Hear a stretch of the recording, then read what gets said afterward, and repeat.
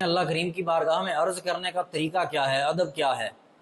فرمایا یہ خاموشی کہاں تک، لذت فریاد پیدا کر کہ تو زمین پر ہو اور تیری صدا ہو آسمانوں میں۔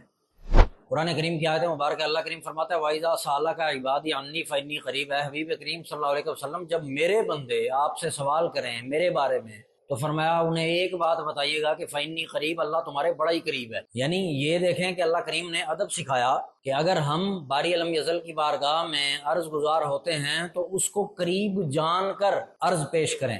ایسا نہیں ہے کہ باری ٹوٹے دل سے ہم جو ہے وہ مالک کی بارگاہ میں عرض کریں اور بس دنیاوی خیالات ہوں، باقی معاملات ایسے کبھی نہیں۔ تو اقبال رحمت نے فرمایا کہ یہ خاموشی کہاں تک، لذت فریاد پیدا کر، یعنی اگر ٹوٹے دل سے آپ کر رہے ہیں اور وہ چاشنی، وہ لذت، وہ آپ کی دعا میں تڑپ نہیں ہے تو فرمایا کہ وہ پھر دعا نہیں ہے، وہ خاموشی ہے۔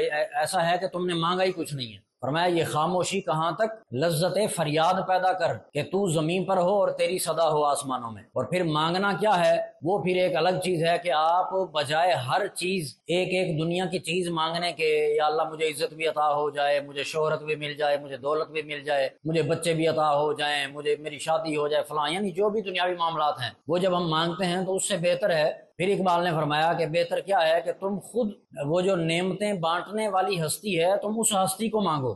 جب وہ ہستی تمہاری ہو گئی تو پھر ساری نعمتیں تمہارے قدموں میں ہوں گی۔ تو اقبال رحمت فرماتے ہیں کہ وہ ایک شعر میں آپ نے ساری بات جو ہے وہ اپنی مکمل کی ہے، کیونکہ بزرگان دین جو ہوتے ہیں وہ پوئٹری میں یا اپنی ایک مطلب ملفوظات میں بات سمجھانے کی کوشش کرتے ہیں۔ آپ فرماتے ہیں کہ تیری دعا ہے کہ ہو تیری آرزو پوری، اور میری دعا ہے تیری آرزو بدل جائے۔